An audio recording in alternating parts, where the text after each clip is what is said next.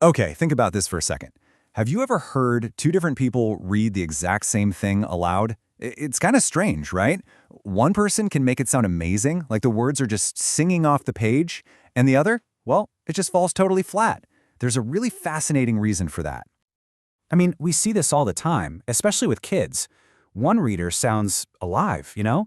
They're expressive, they get the meaning, but the other one sounds flat, almost robotic, completely disconnected. And that gap, that difference, it's not just about being a good performer. It's about something much deeper. It's about understanding. So, what is the difference then? What's the secret sauce? What separates a reader who pulls you in from one who's just calling out words on a page? It actually all comes down to one single, really powerful idea. And that secret ingredient is something called prosody. You can think of it as the music of reading. It's all about how your voice rises and falls, how you stress certain words, and how you pause to group ideas together. It's what brings emotion and meaning to life. It's not about putting on a show. It's what happens naturally when you truly get what you're reading. Okay, and this is so important to grasp. Prosody isn't just about sounding pretty when you read. It's a direct window into a reader's brain. It literally lets you hear their comprehension. It's the sound of understanding. And when you compare the two, the difference is just night and day. A prosodic reader sounds natural, right? They group words together in a way that just makes sense. A non-prosodic reader, though, they often read word by word. It sounds flat, they ignore the punctuation, and you, the listener, get totally lost. One pulls you into the world of the story, and the other just pushes you right out. So here's the big takeaway. If you really want to know if a child understands what they're reading, don't just give them a quiz. Listen to them read. Their voice will tell you everything. Prosody isn't a performance, it's proof. It's comprehension you can actually hear. All right, so if prosody is the music of reading, how do we teach it? How do we compose it? Well, the good news is it's not some kind of magic. It's actually built on 4 main pillars, 4 building blocks that we can totally teach. Let's break it down. Pillar number 1 is expression. This is where the reader is kind of like a vocal chameleon, right? They change their voice to match the mood of the story or the emotions of a character. It's all about conveying feeling. And believe it or not, you can see how powerful this is with just a single word. Okay, take this word, stop. Just a simple, straightforward statement. But now, what if we just change the punctuation? Stop? See? Now it's a question, full of uncertainty. Or how about this? Stop! That's an urgent command. Totally different feeling. And finally, stop. Kind of hesitant, right? A trailing thought.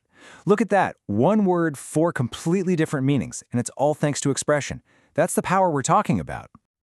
Okay, building on that is pillar number 2, intonation. This is basically the melody of our voice. You do this all the time without even thinking about it. You know how your voice goes up at the end of a question, like, "Are you coming?" And it goes down for a statement like, "He is coming." That rise and fall, that little tune, carries a ton of meaning all by itself. And our last 2 pillars are really the foundation for everything else: accuracy and pacing. And look, it just makes sense, right? If a student is struggling just to figure out what the words are, their brain has 0 bandwidth left for things like expression. And pacing, it's not about reading super fast. It's about finding that natural conversational rhythm that makes reading sound just like talking.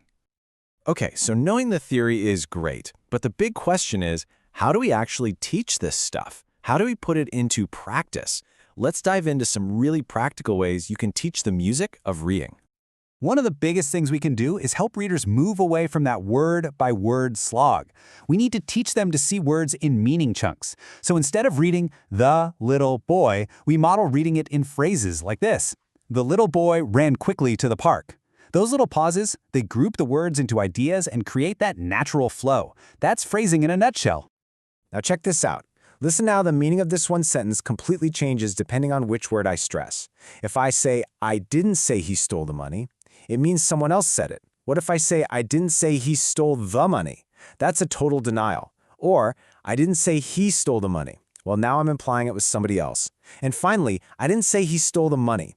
Suggests he stole something else entirely. Isn't that wild? That is the incredible power of word stress.